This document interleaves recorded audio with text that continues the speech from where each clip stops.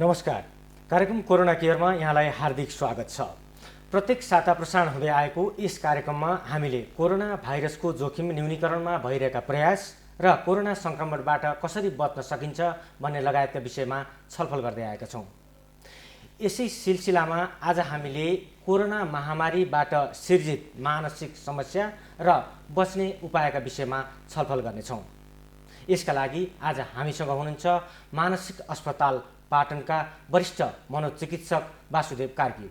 Doctor यहाँलाई स्वागत छ। धन्यवाद। यो विगत 1.5 वर्षदेखि नेपालमा एउटा कोरोना भाइरसको त्रासले गर्दाखेरि पनि मान्छेहरूमा चाहिँ एउटा मानसिक समस्या देखिएको र मानसिक समस्या भएका मान्छेहरूको सङ्ख्या पनि बढ्दै गएको भनिएको छ। यहाँ लामो समयदेखि काम पनि गर्दै आउनुभएको छ। यसै क्षेत्रमा के देखिएको छ वास्तवमा अवस्था चाहिँ? हजुर, अब मानसिक स्वास्थ्य समस्याका विभिन्न कारणहरूमध्येको एउटा सामाजिक परिस्थिति यो हो। हामी मानसिक स्वास्थ्य समस्यालाई चाहिँ biopsychosocial model, biological psychological social पाटोबाट यो सिर्जित हुन्छ भनेर भन्ने गर्छौँ। र अहिले पछिल्लो समयमा कोभिडको महामारी यस्तै पार्ने बहुआयामिक प्रभावहरू, त्यो चाहिँ एउटा सामाजिक पक्ष अलि बढी असहज हुँदै गएको अवस्थामा व्यक्तिमा मानसिक स्वास्थ्य समस्याहरू बढ्दै गइरहेको, त्यो समस्याहरूको चाहिँ उहाँहरूले खोजी गर्ने नगर्ने एउटा सवाल रह्यो। तर व्यक्ति चाहिँ यो अप्ठ्यारो अवस्थाबाट गुज्रँदा उहाँहरूको मानसिक मनोदशा चाहिँ साँच्चै नै कमजोर हुँदै गएको अवस्था विद्यमान छ।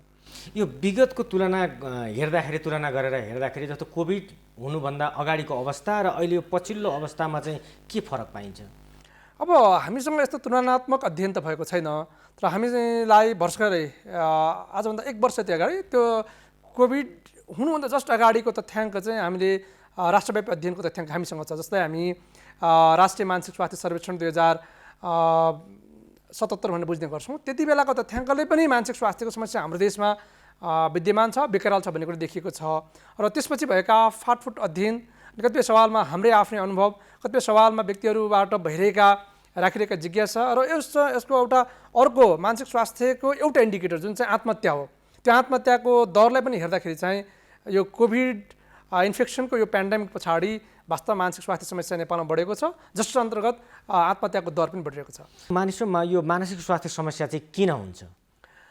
यसो अब जसरी हामी एउटा व्यक्तिको शरीर छ, मस्तिष्क छ, मन छ, त्यसैले जसरी शरीर बिमारी हुन्छ त्यसै गरी मन र मस्तिष्कमा पनि बिमारी हुन सक्ने कुरा स्वाभाविक लिनुपर्छ।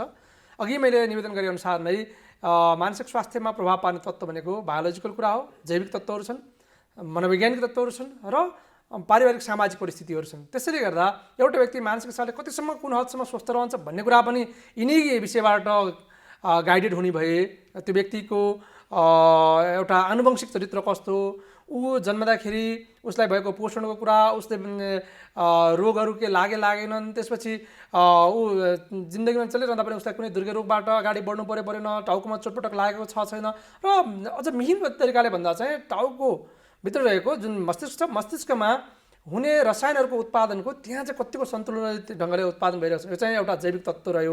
जैविक प्रभाव धेरै कुराले पर्छ, आनुवंशिकदेखि लिएर उसको दिमागमा हुने चोटपटकदेखि लिएर उसको चाहिँ अरू दीर्घ रोगहरूको प्रभाव, ती सम्पूर्ण कुरो जैविक तथ्य रह्यो भने एउटा व्यक्ति चाहिँ कुन परिवार, कुन सामाजिक परिस्थितिमा कसरी हुर्क्यो, उसले चाहिँ के सिक्यो त समाजबाट, के देख्यो त परिवारमा, के बुझ्यो, के जान्यो, के पढ्यो, के लेख्यो, र उसले एउटा मनोविज्ञान कसरी विकास गर्यो, त्यो मनोविज्ञानको विकासबाट पनि व्यक्ति मानसिक स्वास्थ्य समस्याको जोखिममा रहने अथवा त्योबाट चाहिँ ऊ अलिकति सुरक्षित रहने भन्ने कुरा निर्धारण गर्छ भने अहिले कोभिडको सन्दर्भमा हेर्दाखेरि हामी कुन समाजमा छौँ, सामाजिक परिस्थिति कस्तो छ, हाम्रो आर्थिक व्यवहार कस्तो हो, हाम्रो रोजगारीको अवस्था कस्तो छ, मैले पाएको शिक्षाबाट, मैले दिने सेवाबाट म कतिको सन्तुष्ट रहने परिस्थिति निर्माण भएको छ। यो चाहिँ पारिवारिक सामाजिक परिस्थितिले पनि एउटा व्यक्तिलाई मानसिक हिसाबले स्वस्थ रहने अथवा रोगी बन्ने, समस्यामा रहने भन्ने निर्धारण गर्छ। त्यसैले हामीले मानसिक स्वास्थ्य र मानसिक समस्यालाई हेर्दा चाहिँ जहिल्यै पनि जैविक, मनोवैज्ञानिक र सामाजिक परिस्थितिको सन्तुलनको आधारमा मूल्याङ्कन गर्नुपर्ने र त्यही अनुसार चाहिँ विचार गर्नुपर्ने हुन्छ। अहिले धेरैको रोजगारी पनि गुमेको छ, पेसा व्यवसाय पनि अब राम्रोसँग अझैसम्म अगाडि बढ्न सकेको छैन। यसले गर्दाखेरि मान्छेमा मानसिक रूपमा अलिकति बढी चाहिँ तनाव सृजना गर्ने, त्यसले गर्दाखेरि भविष्यमा गएर चाहिँ ऊ चाहिँ अलिकति आफ्नो जुन योग्यता क्षमता छ त्यो प्रयोग गर्न पनि नसक्ने अवस्था पनि उत्पन्न हुन्छ कि भन्ने त्रासले पनि मान्छेमा त्यस्तो खालको समस्या देखिने गरेको हो। हजुर, सही कुरा। किन भन्दा यो कोभिड आफैमा एउटा सङ्क्रामक रोग भए पनि यसको बहुआयामिक प्रभाव छ। यसले हाम्रो दैनिक जिन्दगीमा प्रभाव पारेको छ, हाम्रो शिक्षामा प्रभाव पारेको छ, स्वास्थ्यमा प्रभाव पारेको छ, हाम्रो रोजीरोटीमा प्रभाव पारेको छ, कतिपय सवालमा व्यक्तिको दैनिक जिन्दगीमा प्रभाव पारेको छ। जस्तो कि यो तनावलाई व्यवस्थापन गर्नको लागि व्यक्तिले चाहिँ विभिन्न खालको यो हुन्छ नि लागु औषध प्रयोग गर्ने, मदिराको सेवन गर्ने, त्यो सँगसँगै रहेर घरमा घरेलु हिंसा, एक खालको पारिवारिक वातावरण पनि खलबलिने, यी सम्पूर्ण कुराहरूको कारणले गर्दा चाहिँ जो व्यक्ति जोखिमपूर्ण अवस्थामा रहेका थिए, जैविक र मनोवैज्ञानिक हिसाबले जोखिमपूर्ण रहेका वर्गहरूलाई चाहिँ अबको यो परिस्थिति, प्रतिकूल परिस्थितिमा चाहिँ वास्तवमा उहाँहरूलाई मनोत्रास हुने, उदासीनता हुने लगायतका मानसिक स्वास्थ्य समस्या हुने सम्भावना बढी छ। यो धेरै खालको राष्ट्रिय अन्तर्राष्ट्रिय तथ्याङ्कहरूले यो कुरालाई चाहिँ अहिले पनि प्रमाणित गरिएको परिस्थिति छ। यो मानसिक समस्या छ कि छैन भनेर पहिचान चाहिँ हामीले कसरी गर्न सक्छौँ? अब यसको लागि चाहिँ हामीले मानसिक स्वास्थ्य समस्या के हो भन्ने कुरा चाहिँ याद गर्नु पर्यो।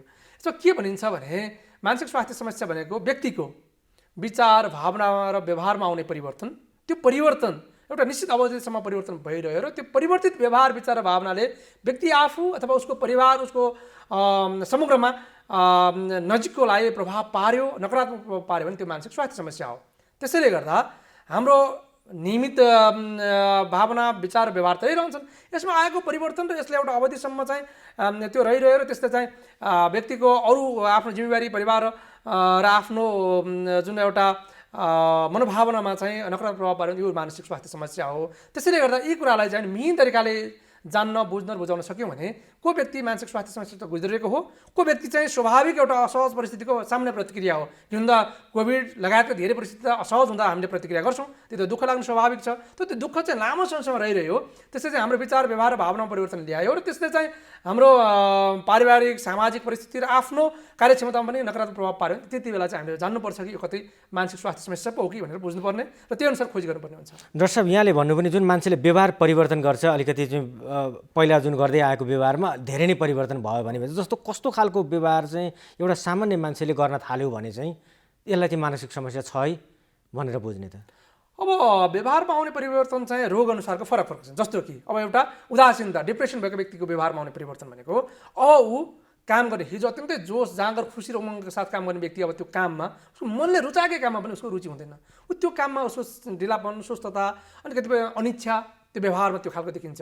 अनि त्यसपछि अब उहाँहरूको दैनिक कामहरू जस्तो कि अब आफ्नो जिम्मेवारीका कुराहरू छन्, त्यो काम गर्न पनि नसक्ने, अनि सानसानो कुरामा रिसाउने, झर्कने, चिडचिडाट बनाउने, अनि खानामा अरुचि रहने, अनि उहाँले चाहिँ कतिपय सवालमा आफू चाहिँ कोहीसँग पनि नजिकिन नचाहने लगायतको व्यवहार देखाउनु भयो भने अब त्यो व्यवहारको परिदृश्यमा हामीले हेर्नु पऱ्यो कि अब उसको मुख्यतया मनको अवस्था कस्तो छ। त्यस्तो व्यक्ति, त्यो व्यवहार भएका व्यक्तिहरूको मनको अवस्था हामीले खोज्दै र खोज्दै गयौँ भने अब उहाँलाई लाग्छ जिन्दगी बेकार छ, म निराश छु, म दुःखी छु, मलाई केही कुरा पनि खुसी लाग्दैन, मैले हिजो जे काम गरेँ त्यो कुराले आज मलाई एक खालको आत्मग्लानीको महसुस भइरहेछ, म पछुतो महसुस भइरहेछ भने त्यो महसुस गराउनसम्म चाहिँ हामी उहाँलाई पुग्न सक्छौँ। एउटा व्यवहार चाहिँ भनौँ न एउटा यो उहाँको मनलाई निहाल्ने एउटा झ्याल हो। त्यो झ्यालबाट हामीले निहालेर उहाँको मनलाई खोज्यौँ भने त्यो मन अत्यन्तै दुःखी, अत्यन्तै धेरै नै पीडित भएको उहाँलाई महसुस हुन्छ। त्यो अनुसारको उहाँको विचार पनि त्यस्तै आउँछ, अब मेरो कोही पनि छैन, मलाई कसैले पनि माया गर्दैन, म किन बाँच्ने, कसको लागि बाँच्ने भन्ने खालको विचार आउँछ। म केही काम गर्न नसक्ने, साँच्चै नै म चाहिँ यो समाजबाट अत्यन्तै नरुचाइएको व्यक्ति हुँ र वास्तवमा म बाँच्नुको कुनै पनि अर्थ र गुन्जाइस छैन भन्ने खालको नकारात्मक सोच आउने, त्यो व्यवहार, त्यो भावना र त्यो सोच रहँदा त समग्रतामा हामी त्यसलाई उदासीनता, डिप्रेसन भनेर भन्छौँ भने फेरि कोही व्यक्तिलाई चाहिँ अब चिन्ता रोग छ भने उहाँको व्यवहार कस्तो देखिन्छ भने अलिकति हतारपना, अलिक हताशपना, अलिक चिडचिडाट, अलिक छटपटी, अलि शरीर पनि काँपिरहेको, अनुहार पनि रातो रातो भएको, अनि सासबाट निसासिरहेको, अलिक छटपटी भएको व्यवहार देखिन्छ भने अब उहाँलाई सोध्ने भने उहाँले विचार के गर्नुहुन्छ भने मलाई डर लागिरहेछ, मलाई के होला भन्ने खालको चाहिँ एक खालको अनिश्चितताले मेरो दिमागले गाँजिरहेछ, म काममा ध्यान दिन सकिरहेको छैन, मलाई यो काम चाहिँ लामो समय, प्रायः हामी चिन्ता रोगलाई चाहिँ 6 महिनाको अवधि भन्छौँ, 6 महिनासम्म मलाई यस्तो भइरहेछ, मैले आफ्नो काम गर्न सकिरहेको छैन, म कुनै पनि काममा ध्यान दिन सकिरहेको छैन भने एक खालको छटपट्टि औडापन हुने चाहिँ एन्जाइटी भयो।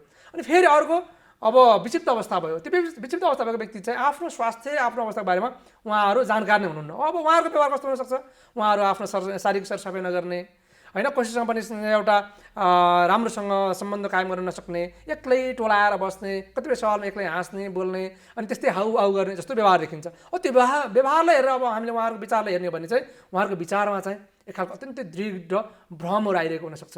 मलाई चाहिँ कसैले मार्न खोजिरहेछ, मलाई कसैले फसाउन खोजिरहेछ भनेर हामी जस्तो डेलुजन भन्छौँ, त्यो खालको भ्रमात्मक विश्वास भइरहेको हुन्छ। अनि एक्लै बस्दा पनि उहाँहरू अरू कसैले बोलेको छैन भने त्यो बोलेको आवाज सुनिरहने, कसैले मेरो विरुद्धमा कुरा गरिरहेछ भनेर त्योसँग बात गर्न खोज्ने, त्यो खालको व्यवहार पनि देखिन्छ। त्यसैले हामीले मानसिक स्वास्थ्य र समस्या हेर्दा चाहिँ विचार, भावना र व्यवहारलाई संश्लेषण गरेर हेर्नु पर्यो। त्यस्तो एउटा चाहिँ कहीँ कतैबाट संक्षेप मिल्छ, कहीँ कतै सङ्केत मिल्छ भने अब बिस्तारै खोज्दै खोज्दै गयो भने वास्तवमा हामी मानसिक स्वास्थ्य समस्याको चुरोमा पुग्न सक्छौँ। यदि त्यो विषय भेट्न सक्यो भने चाहिँ व्यक्तिलाई सहज ढङ्गले अरू रोग जस्तै गरेर उहाँलाई हामी सहयोग गर्न सक्छौँ र उहाँलाई वास्तवमा एउटा स्वस्थ जिन्दगीमा हामी फेरि पनि डोर्याउन सक्छौँ। अब यसको जुन प्रारम्भिक लक्षण त अब सामान्यदेखि नै देखिन थाल्छ, तर त्यसलाई गम्भीर रूपमा पुग्नुभन्दा अगावै हामीले त्यसलाई चाहिँ रोकथाम नियन्त्रण गर्न सक्छौँ कि सक्दैनौँ? अब सबै रोगहरूको विकासक्रम उस्तै हुँदैन, तर जुनसुकै रोगलाई पनि समयमा पहिचान गर्न सकियो यदि भने त्यसबाट हुने जटिलताहरू, त्यसबाट हुने सक्ने अरू क्षतिहरूलाई हामी न्यूनीकरण गर्न सक्छौँ। अहिले सबभन्दा ठुलो क्षति हामीले हेर्दा चाहिँ अब एउटा व्यक्तिले मानसिक स्वास्थ्य समस्या भएको कारणले गर्दा आत्महत्या रोज्ने त्यो अत्यन्तै ठुलो र अपरिणय क्षति हो। त्यस्तै हामी वास्तवमै रोकथाम गर्न सक्छौँ। हामी त्यसको रोकथामको लागि भनेर नेपाल सरकारको अन्तर्राष्ट्रिय फोरममा प्रतिबद्धता पनि छ। जस्तै हामी दिगो विकास लक्ष्यको लक्ष्य नम्बर 3 को एउटा सूचक भनेको आत्महत्या र न्यूनीकरण पनि हो। त्यो विषय हाम्रो अत्यन्तै गम्भीर विषय हो। एकातिर त्यसलाई रोकथाम गर्न सकिन्छ भन्ने आम धारणा छ, त्यसमा हामी काम गरिरहेका छौँ भने अरू रोगहरूलाई पनि रोक्न सकिन्छ, तर त्यो समयमा पहिचान गर्न सक्नु पर्यो। यदि जोखिममा रहेका व्यक्ति, अघि पनि मैले आजसम्म निवेदन गरेँ, जोखिममा रहेका व्यक्तिहरू पहिचान गरियो र उहाँको मनोविज्ञानको विकासक्रम भने बालबालिकादेखि नै उहाँलाई चाहिँ अलिकति एउटा हामी कोपिङ मेकानिजम भन्छौँ, एउटा समस्यालाई समाधान गर्ने उपयुक्त तरिकाहरू सिकाउन सक्यो भने व्यक्ति मानसिक हिसाबले स्वस्थ रहन सक्छ। अनि त्यो जोखिमपूर्ण भएका अवस्थामा भएका व्यक्तिहरूलाई चाहिँ घरेलु हिंसा, सामाजिक दुर्व्यवहारबाट जोगाउन सकिने अब ऊ रोगबाट जोगिन सक्छ। त्यस्ता व्यक्ति जोखिमपूर्ण अवस्थामा भएका व्यक्तिहरूलाई चाहिँ हामीले लागु औषधको दुर्व्यसनबाट जोगाउन सक्यौँ भने पनि जोगिन सक्छ। र चाहिँ एउटा व्यक्तिको मनोविज्ञानमा पनि हामीले सकारात्मक प्रभाव पार्न सक्यौँ भने व्यक्ति मानसिक हिसाबले स्वस्थ रहन सक्छ। त्यसैले हामी मानसिक स्वास्थ्यको प्रवर्धन गर्न सक्छौँ। एउटा स्वस्थ मानसिक विकासक्रमलाई हामी त्यसलाई चाहिँ अलि बढी सहयोग गर्न सक्छौँ। अर्को मानसिक स्वास्थ्य समस्यालाई रोकथाम गर्न सक्छौँ। अर्को समयमा पहिचान गर्न सक्छौँ। पहिचान गरेकोलाई उचित व्यवस्थापन गर्न सक्छौँ। र यदि व्यवस्थापन गर्दा पनि राम्रो भएन, समय गुजिसकेका व्यक्तिहरूलाई पनि हामीले स्वास्थ्यको अर्को एउटा आयाम छ, त्यो भने पुनर्स्थापना छ। त्यो पुनर्स्थापना गरेर एउटा व्यक्तिलाई अधिकतम हिसाबले उहाँको क्षमताको पुनर्प्राप्तिको लागि प्रयास गर्न सकिन्छ। त्यसैले मानसिक स्वास्थ्य समस्या शारीरिक स्वास्थ्य समस्या जस्तै हो, यसको लागि पनि हामीले खुलेर कुरा गर्नुपर्छ। यसको बारेमा पनि व्यक्तिले चाहिँ आफ्नो समस्यालाई पहिचानको लागि उपयुक्त विधि प्रक्रिया र व्यक्तिसँग छलफल, भेटघाट, परामर्श र त्यसपछिको पनि निरन्तर भेटघाटबाट उचित सल्लाह र त्यो अनुसारको चाहिँ व्यवहारमा परिवर्तन ल्याउन सक्यो भने वास्तवमा मानसिक स्वास्थ्य समस्याबाट धेरै व्यक्तिहरूलाई हामी स्वस्थ बनाएर उहाँहरूको जिन्दगीले उन्नतशील र अत्यन्तै हुन्छ नि एउटा सुखद र खुसीपूर्ण बनाउन सक्छौँ। अब यसको यो उपचार चाहिँ हामीले कसरी गर्ने गरेका छौँ यो मानसिक स्वास्थ्यमा समस्या भएका व्यक्तिहरूको? अब मानसिक स्वास्थ्य समस्याको उपचार पछिल्लो समयमा बिस्तारै विकास हुँदै गइरहेको छ। म एउटा खुसीको समाचार पनि यहाँहरूमा सार्वजनिक गर्न चाहन्छु। हामीले उपचारमा भएका आधुनिक प्रविधि पनि नेपाल सरकारले नै भित्राइरहेको छ। अहिले हामीसँग पहिलोपटक नेपाल सरकारको मानसिक अस्पतालमा उच्च स्तरको प्रविधि, जस्तै हामी रिफ्लेक्टिभ ट्रान्सक्रानियल स्टिमुलेसन भन्छौँ, RTMS भन्ने प्रविधि अहिले हामी कहाँ आइरहेको छ। त्यहाँबाट त्यो प्रविधिबाट अहिले पनि हाम्रो धेरै औषधि उपचारबाट पनि सञ्चो नभएका व्यक्तिले स्वास्थ्य लाभ गरिरहनु भएको छ। त्यो अत्यन्तै सुलभ मूल्यमा छ। अमेरिकामा हेर्ने भने त्यो अत्यन्तै महँगो पद्धति हो, हाम्रै इन्डियामा पनि त्यो महँगो पद्धति छ। तर नेपाल सरकारले आफैले ल्याएको कारणले गर्दा हामीले त्यो महँगो शुल्क लिनु कुनै जरुरी छैन। हामीले अत्यन्तै नोमिनल कस्टमा हामीले यो उच्च प्रविधिबाट उपचार गरिरहेको छौँ भने यो एउटा प्रविधिको पाटो रह्यो भने अरू चाहिँ हामी बायोलोजिकल औषधि उपचारबाट उपचार गर्छौँ। औषधिको चक्कीहरू आवश्यकता अनुसार सिफारिस गरेर उहाँहरू उपचार गर्छौँ। त्यो सँगसँगै रहेर हामी मनोवैज्ञानिक विधिबाट पनि उपचार गर्छौँ। तर अहिलेसम्म हाम्रो समाजमा खस्किरहेको हामीले पनि गर्न नसकेको विषय चाहिँ के हो भन्दा, अघि मैले हजुरसँग निवेदन गरेँ, मानसिक स्वास्थ्य समस्याको एउटा अभिन्न पाटो भन्ने त सामाजिक र पारिवारिक परिस्थिति पनि हो। तर सामाजिक र पारिवारिक परिस्थितिलाई चाहिँ उहाँको लागि उपयुक्त, उहाँको लागि अत्यन्तै वेलकमिङ, उहाँलाई स्वीकार गर्न सक्ने, परिवारमा पुनर्स्थापित हुन सक्ने, समाजमा चाहिँ पुनर्स्थापित हुन सक्ने त्यो परिस्थिति अझै पनि हामीले निर्माण गर्न सकिरहेका छैनौँ। त्यसले गर्दा यो पारिवारिक र सामाजिक परिस्थितिलाई अझ हामीले मानसिक स्वास्थ्य समस्या भएका व्यक्तिहरूको लागि चाहिँ मैत्री बनाउनको लागि हामीले काम गर्नुपर्छ। त्यसैले उहाँहरूलाई पनि एउटा आदर, सम्मान, एउटा निर्णयको लागि उहाँहरूलाई प्रेरित गर्ने कुराहरू, उहाँहरूलाई एउटा क्षमता अनुसारको चाहिँ सिप विकास र त्यस अनुसारको रोजगारी कुरा त्यो गर्नुपर्ने कुरा बाँकी नै छ। उपचारको अर्को पार्ट हो, औषधिको लागि हामीसँग धेरै औषधिहरू उपलब्ध छन्। त्यो विज्ञहरूले हामी उहाँहरूलाई सिफारिस गर्छौँ। हामीसँग मनोपरामर्शदाताहरू हुनुहुन्छ, उहाँहरूले उहाँको मनोविज्ञानलाई हेरेर उहाँको यो एउटा समस्यालाई समाधानको प्रयास गर्नुहुन्छ र उच्च प्रविधि पनि हामीसँग आएको छ। त्यसैले गर्दा मानसिक स्वास्थ्य समस्या भएको कोही पनि व्यक्तिहरू हीन भावना लिएर वास्तवमा मलाई चाहिँ सन्चो हुँदैन, म अब काम गर्न नसक्ने भएँ, मेरो जिन्दगी अब चाहिँ टुङ्गिन्छ, अथवा म केही पनि गर्न नसक्ने भएर आफूलाई चाहिँ कमजोर मूल्याङ्कन गर्नु पर्दैन। अब उहाँहरूले सही समस्याको सही ठाउँमा आफूले परामर्शलाई प्रयास गर्नुभयो भने वास्तव मानसिक स्वास्थ्य समस्या पनि अरू रोग जस्तै हामी उहाँलाई उचित व्यवस्थापनलाई प्रयास गर्छौँ। डाक्टर साहब, जस्तो यहाँले भन्नुभयो मानसिक अस्पतालमा त एउटा उच्च प्रविधिको प्रयोग गरेर पनि हामीले चाहिँ उपचारको व्यवस्था गरेका छौँ।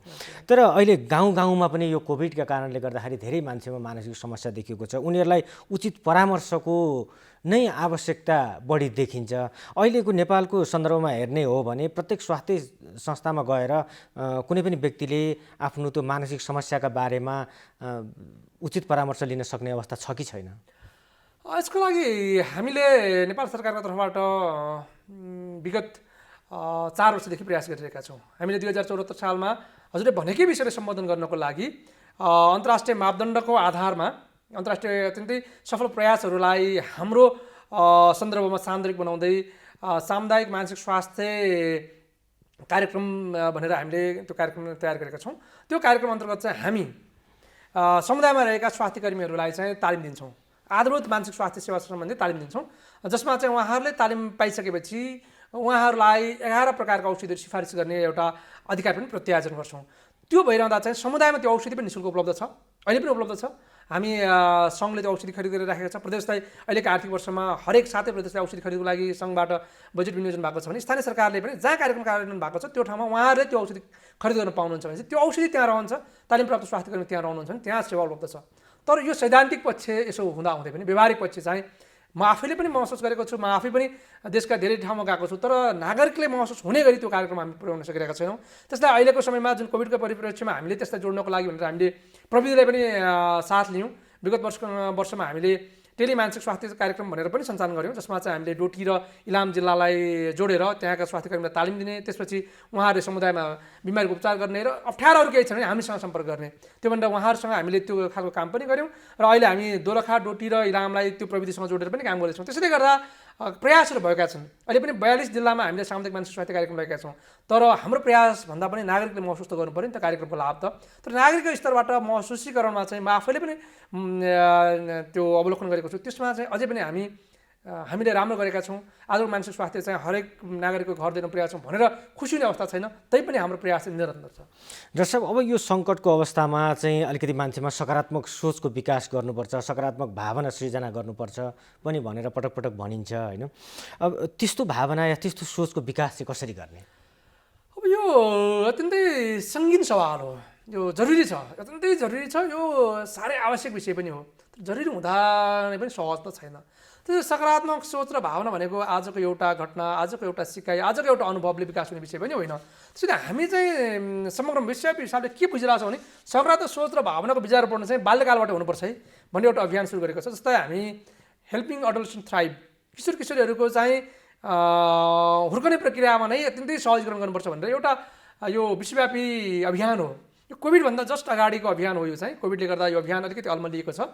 त्यति बेला हाम्रो नेपाल र साउथ अफ्रिका चाहिँ यो अभियानको एउटा हुन्छ नि परीक्षण देशहरू हुन्।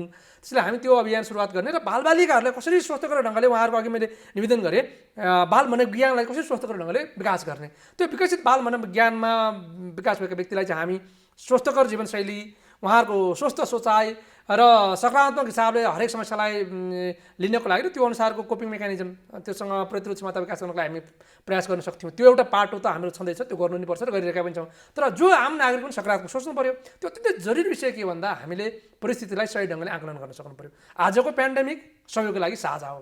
यहाँ को धनी, को गरिब, को विकसित, को अविकसित सबै देशलाई उत्तिकै प्रभाव पारेको पेन्डेमिक हो भने अब हामीले यो विषय चाहिँ मेरो मात्रै होइन है, यति बेला सबभन्दा ठुलो लक्ष्य भनेको चाहिँ सर्भाइभल हो, बाँच्नु सबभन्दा ठुलो विषय हो। म बाँचेको चाहिँ बाँचेकोमा गर्व गर्न सक्नु पऱ्यो।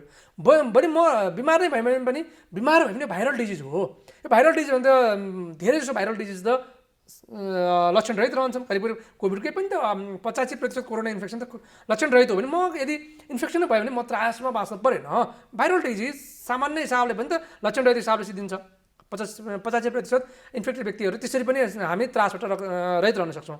अब रह्यो अरू 15% व्यक्तिहरूमा पनि 10% व्यक्तिहरू त सामान्य उपचारले ठिक हुन्छ भने 5%को लागि पनि हाम्रो राज्यले प्रयास गरेको छ। हामीसँग खोपको व्यवस्था छ, हामीसँग रेमडेसिभिरको व्यवस्था छ, अहिले हामीसँग अक्सिजनको पर्याप्त पहुँच छ, आइसियु केयर राम्रो छ, तालिमप्राप्त दक्ष स्वास्थ्यकर्मीहरू हुनुहुन्छ। सँगसँगै नेपाल सरकारले उहाँहरूको उपचारको लागि चाहिँ पूर्ण रूपमा एउटा जिम्मेवार अभिभावकत्व निर्वाह गरिरहेको छ भने अब हामी कोभिड भयो भन्दैमा डराउनु पर्ने, आत्तिनु पर्ने, हताश हुनुपर्ने केही छैन। परिस्थिति जस्तो रहन्छ त्यो परिस्थितिको सही आकलन गरेर हामी त्यसलाई त्यही ढङ्गले चाहिँ व्यवस्थापन गर्न सक्यौँ भने वास्तवमा हामी कोभिड सँगसँगै पनि जिन्दगीलाई फेरि अर्को उज्यालोमा डोर्याउन सक्छौँ। त्यो प्रयास पनि भएको छ र अहिले हामी त्यो बाटोमा साँच्चै नै अग्रसर पनि छौँ। त्यसैले यो अवस्थाबाट पनि हरेक नागरिकको चाहिँ मनोदशा अत्यन्तै सकारात्मक हुनुपर्छ, हामीले सकारात्मक सोच्नुपर्छ भन्ने आग्रह छ। डाक्टर साहब, अब यो कस्ता व्यक्तिमा चाहिँ मानसिक समस्या हुने सम्भावना अलिकति बढिरहन्छ? अब यो चाहिँ अब नेपालमा ठ्याक्कै त्यही स्टडी चाहिँ भएको छैन, हामी त्यो गर्नुपर्छ भनेर सोचिरहेछौँ। तर विश्वव्यापी अध्ययनले के भन्छ भने मानसिक स्वास्थ्यसँगको पनि एउटा जोखिम वर्ग छ। जस्तो कि हाम्रो बालबालिकाहरू एउटा जोखिम वर्गमा छन्, अनि अर्को भनेको एकल महिलाहरू जोखिम वर्गमा हुनुहुन्छ, अर्को सामाजिक आर्थिक हिसाबले पिछडिएका व्यक्तिहरू अर्को जोखिम वर्गमा हुनुहुन्छ, अर्को चाहिँ वैदेशिक रोजगारमा गएका व्यक्तिहरूको परिवार पनि जोखिम वर्गमा मान्ने गर्छौँ।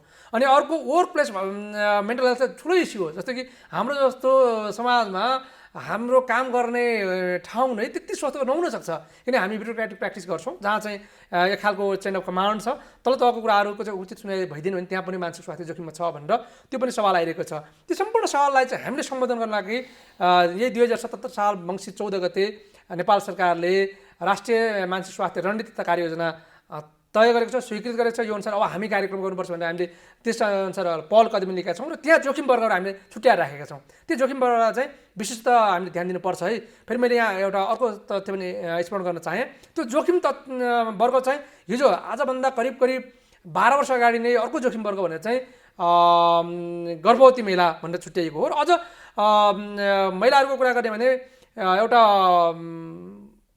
प्रसुति अवस्था मात्रै होइन कि उहाँहरूको चाहिँ एउटा रिप्रोडक्टिभ एज ग्रुप, जस्तै हामी 15 देखि 45 वर्षको उमेरसम्मको महिलाहरू भन्ने गर्छौँ, त्यो वर्गको महिलाहरूमा चाहिँ मृत्युको पहिलो कारण प्रसुतिसँग सम्बन्धित विषय छैन, गर्भावस्थासँग सम्बन्धित विषय छैन, त्यो चाहिँ आत्महत्यासँग सम्बन्धित विषय छ। यो 2008 को नेपालको आर्थिक तथ्याङ्क जहाँ चाहिँ हामीले 80,000 प्रजन उमेरका महिलाहरूसँग बसेर अध्ययन गरेको विषय हो। यो महत्त्वपूर्ण उहाँहरूको वर्गलाई हामीले आत्महत्याबाट जोगाउनको लागि अझ बढी सघन हिसाबले उहाँहरूसँग बसेर कार्यक्रम गर्नुपर्ने धेरै कुराहरू बाँकी नै छ। हजुर डाक्टर साहब, अब हामी लगभग अन्त्यमा पनि आइसकेका छौँ। यो मानसिक स्वास्थ्य समस्याबाट जोगिनका लागि अहिलेको अवस्थामा चाहिँ यहाँले के सुझाव दिनुहुन्छ?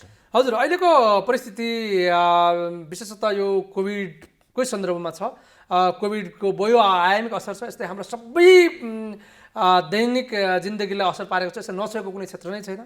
त्यसैले हामी एउटा तनावमा छौँ, जो कोही पनि हामी तनावमा छौँ। तर हामीले के जान्नु पऱ्यो भन्दा यो हाम्रो मात्र विषय होइन, यो सबैको साझा समस्या हो, सबैले यस्तै भएको छ। र यो सबै विषयका बावजुद पनि सबैको एउटै उद्देश्य के छ भने यति बेला सर्भाइभल सबभन्दा ठुलो कुरा हो। हामी व्यक्तिगत हिसाबले हामी बाँच्न सक्नु पऱ्यो। एउटा हामी अब पूर्वी दर्शन याद गर्ने व्यक्तिहरू भनिन्छ नि, जङ्गल डढेलो लाग्दा यति चिजहरू बाँच्छन् जो चाहिँ त्यो जङ्गलभन्दा भित्र सतहमा रहन सक्छ। त्यसैले हामीले यति बेला चाहिँ सतह मुनि रहने जीवहरू बाँचे जस्तै गरेर यति बेला सुरक्षित ढङ्गले बाँच्नु पऱ्यो। त्यसपछि त बाँकी समय हाम्रो, संसार हाम्रो, त्यो संसार जितिन्छ, गरिन्छ। हामीले नै गरेको, हिजो पनि हामीले नै गरेको, भोलि पनि हामीले गर्ने भनेपछि अबको यो परिस्थितिमा हामीले संयम त अपनाउनु पऱ्यो, धैर्य गर्नु पऱ्यो। आफ्नो परिस्थितिलाई एउटा तुलोमा जोख्दाखेरि स्वास्थ्य र जीवनलाई जहिले पनि हामीले उच्च महत्त्व दिएर हामी बाँचेकोमा गर्व गर्न सक्नु पऱ्यो। त्यसपछि भोलिका दिनमा हामी जटिलताहरूलाई चिर्दै समस्याहरूबाट अगाडि बढ्दै स्वस्थ व्यक्ति अगाडि बढ्न सक्छौँ। त्यसैले आफ्नो मनोदशालाई, मानसिक स्वास्थ्यलाई कति पनि ढलपल हुन दिनु भएन। लागु औषधको प्रयोग गर्ने, घरेलु हिंसा गर्ने, एकले अर्कालाई लान्छना लगाउने, एकले अर्कालाई दुर्व्यवहार गर्ने, एकले अर्कालाई चाहिँ दोष थोपर्ने, केही गर्नु भने स्वस्थकर वातावरणमा जे छ यो अवस्था एउटा क्षणिक अवस्था हो। यसमा हामी जोगिनुपर्छ। जोगिन सक्यो भने हामी भोलि संसार जित्नको लागि अगाडि बढ्न सक्छौँ भन्ने एउटा दौड आत्मविश्वास लिएर अगाडि बढ्न सक्यो भने अहिलेको परिस्थिति पनि परिवर्तन हुन्छ, हाम्रो मनोदशा पनि योभन्दा अझ बढी उन्नत र स्वस्थ रहन्छ। हस्, यहाँलाई धेरै धेरै धन्यवाद। हजुर, यो कोभिडको सन्दर्भमा धेरै व्यक्तिहरूमा चाहिँ यो खालको परिस्थितिबाट गुज्रिरहनु परेको बेलामा उहाँहरूलाई सहजीकरण गर्ने एउटा मौका दिनुभएकोमा म यहाँहरूप्रति हार्दिक आभार व्यक्त गर्न चाहन्छु र आम नागरिकलाई आइरहेको दसैँको जुन परिस्थिति छ यो परिस्थितिमा पनि अत्यन्तै स्वस्थकर ढङ्गले आफ्नो चाडपर्व मनाउनको लागि कोभिडसँग सुरक्षित रहेर चाडपर्व मनाउँदै आफ्नो मानसिक स्वास्थ्यलाई पनि स्वस्थ र सुदृढ रहँदै भोलिको एउटा सुन्दर भविष्यको लागि चाहिँ तयार रहनुमा हार्दिक अनुरोध गर्न चाहन्छु। हस्त धन्यवाद, नमस्कार। दर्शकवृन्द, कार्यक्रम कोरोना केयरमा आज हामीले कोरोनाका कारण सृजित मानसिक समस्या र बच्ने उपायका विषयमा छलफल गऱ्यौँ। कार्यक्रमको अर्को श्रृङ्खलामा पनि हामी कोरोनासँग सम्बन्धित यस्तै विभिन्न विषयमा छलफल गर्ने गरी उपस्थित हुनेछौँ। नमस्कार।